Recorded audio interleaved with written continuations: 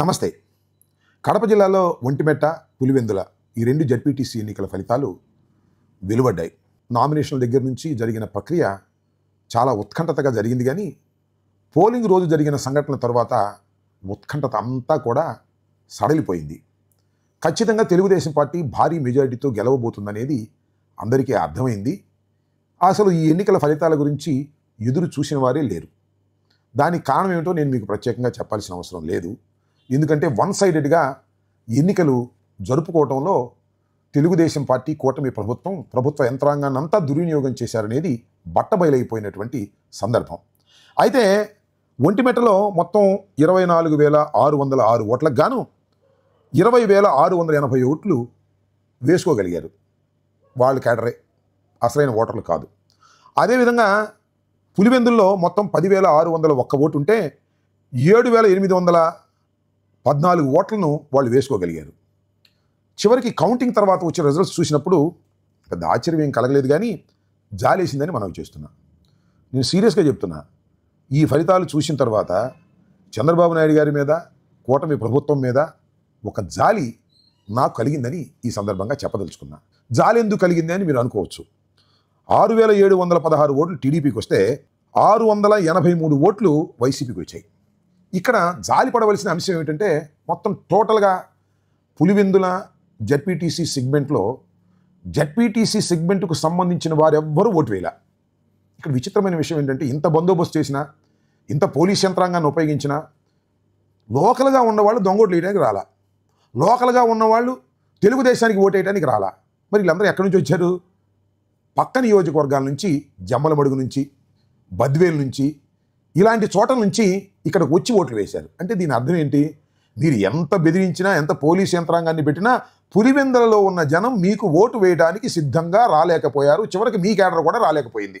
కాస్తో కోస్తో ఉన్నటువంటి మీ తెలుగుదేశం కేడర్ కూడా వచ్చి దొంగ ఓట్లు వేయడానికి ప్రయత్నం చేయలేదు. అంటే ఈ సిగ్గుమాలితనం కదా ఇది. నిజంగా జాలి వేయదా? జగన్మోహన్ రెడ్డి గారు నియోజకవర్గంలో మీరు ఇంత పగడ్బందీగా చేసినా కూడా ఒక్కరు కూడా ఓటు వేయాలి. ఇంకో అంశం ఏంటంటే, మొత్తం పోలైనటువంటి 7,814 ఓట్లలో 683 ఓట్లు వైసీపీకి వచ్చాయి. అందరూ మీ వాళ్ళే వెళ్ళి బూతుల్లో ఓట్లు వేశారు. ఈ 683 ఓట్లు ఎలా వచ్చాయి అంటే, మీరు పంపించినటువంటి ఓటర్లు, మీరు ఎలవ్ చేసినటువంటి ఓటర్లు కూడా జగన్మోహన్ రెడ్డి గారికి ఓటు వేసే పరిస్థితి వచ్చింది. అంటే దీని మీద మీరు ఎంక్వైరీ చేసుకోవాలి. ఎందుకంటే మీరు పంపించినటువంటి వాళ్ళే జగన్మోహన్ రెడ్డి గారికి కూడా ఓటు వేసే పరిస్థితి ఉంది అంటే మీ ఎంత డొల్లతనమో ఆలోచించుకోవాలి. నిజంగా జాలి పడాలనేది కూడా ఈ సందర్భంగా నేను చెప్పదలుచుకున్నాను. ఏజెంట్లు అందరినీ తీసేశారు, అయినా కూడా 683 ఓట్లు వచ్చాయి. అలాగే ఒంటిమెట్టలో కూడా ఏజెంట్లు అందరినీ లాగేశారు, పోలీసు బలగాలన్నింటినీ ఉపయోగించారు. అక్కడ కూడా 6,513 ఓట్లు వచ్చాయి. అంటే దీన్ని బట్టి అర్థమవుతున్న అంశం ఏంటంటే, ఎంత పగడ్బందీగా మీరు చేసుకున్నా, ఎన్ని దుశ్చర్యలకు మీరు పాల్పడ్డా మీకు అక్కడ ప్రజలు సహకరించలేదు. స్థానికులు పక్క నియోజకవర్గాల నుంచి ఓట్లు వేసుకోవాల్సినటువంటి దుస్థితి మీకు వచ్చిందంటే చంద్రబాబు నాయుడు గారిని చూసి జాలి పడవలసినటువంటి పరిస్థితులు ఏర్పడ్డాయనేది నా అభిప్రాయం. అంతేకాదు, పులివెందుల్లో మీరు ఆ గ్రామాల్లో ఓటర్లను ఎవరైనా వేయలేదు కదా. వాళ్ళందరూ మీ మీద ఏ విధమైన కక్ష పడతారో రాబోయే ఎన్నికల్లో మనం చూస్తాం.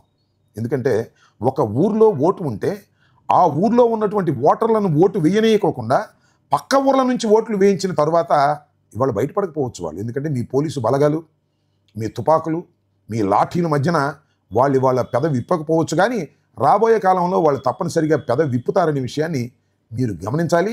చరిత్రలో మీరు చూస్తారని కూడా ఈ సందర్భంగా నేను చెప్పదలుచుకున్నాను. అన్నిటికన్నా మించి మీరు ఒక పెద్ద సహాయం చేశారు. అదేమిటంటే, ఈ 2 ఎన్నికల్లో మీరు చేసినటువంటి ఘోరాలు, అకృత్యాలు, అన్యాయాలు ప్రజలకు నిత్యం చెప్పేటటువంటి ఒక మహత్తరమైనటువంటి అవకాశాన్ని వైఎస్ఆర్ కాంగ్రెస్ పార్టీకి మీరు ఇచ్చారని ఈ సందర్భంగా నేను చెప్పదలుచుకున్నాను. ఇంకొక అంశం ఏంటంటే, కలెక్టర్ గారు బూత్కి వెళ్ళారు. అది కూడా రీపోలింగ్ సందర్భంగా ఆయన ట్వీట్ చేశాడు. కలెక్టర్ గారు, ఇదిగో నేను ఇక్కడ పోలింగ్కి వెళ్ళాను, సక్రమంగా జరుగుతుందని. అక్కడ 2 ఓటు వేస్తున్నారు.